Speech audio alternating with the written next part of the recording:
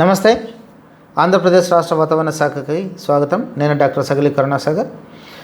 నైరుతి బంగాళాఖాతం మరియు శ్రీలంక పరిసర ప్రాంతాల్లో నిన్నటి రోజున ఉన్నటువంటి తీవ్ర వాయుగుండం గంటకు 15 కిలోమీటర్ల వేగంతో ప్రయాణించి ఈరోజు ఉదయం 11:30 గంటలకి కొద్దిగా బలపడి తుఫాను దిత్వాగా బలపడటం జరిగింది. ఇది రానున్న మరికొద్ది రోజుల్లో ఉత్తర వాయువ్య దిశగా కదిలి నైరుతి బంగాళాఖాతం గుండా ప్రయాణించి ఉత్తర తమిళనాడు, పుదుచ్చేరి, అలాగే దక్షిణ కోస్తాంధ్రప్రదేశ్ తీర ప్రాంతాల వైపు కదలడానికి అవకాశాలు ఉన్నాయి.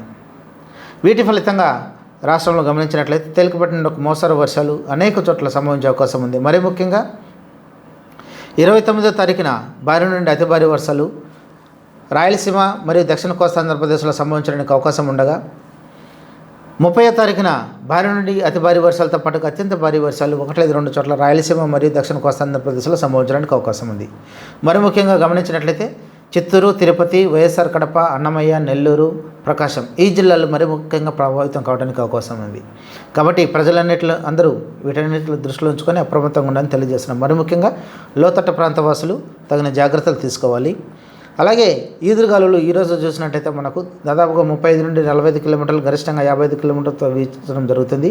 ఇది మరింత బలపడి రేపు సాయంత్రానికి 50 నుండి 60 కిలోమీటర్లు, గరిష్టంగా 70 కిలోమీటర్లతోటి 30 తేదీ కల్లా 60 నుండి 70 కిలోమీటర్లు, గరిష్టంగా 80 కిలోమీటర్ల వేగంతో గాలులు వీచేదానికి అవకాశం ఉంది. కాబట్టి ఏవైనా చెట్లు పడిపోవటం కానీ, లేకపోతే పాడబడ్డటువంటి బిల్డింగ్లు పడిపోవటం కానీ, కంటిన్యూగా వర్షం రావటం వల్ల ట్రాఫిక్ అంతరాయం ఏర్పడటం కానీ, లేకపోతే సరిగా విజిబిలిటీ లేకపోవడం వంటి ఇబ్బందులు ఏర్పడే అవకాశం ఉంది.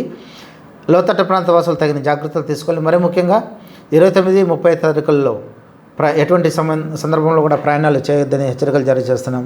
మరి ముఖ్యంగా పంటలు ఆల్మోస్ట్ కోతకు వచ్చినాయి కాబట్టి రైతు కూలీలు 29వ తేదీ, 30వ తేదీ వచ్చేటటువంటి భారీ నుండి అతి భారీ వర్షాలు, అత్యంత భారీ వర్షాల నుంచి తప్పించుకోవడానికి తగిన జాగ్రత్తలు తీసుకోవాలని హెచ్చరికలు జారీ చేస్తున్నాం. నమస్తే.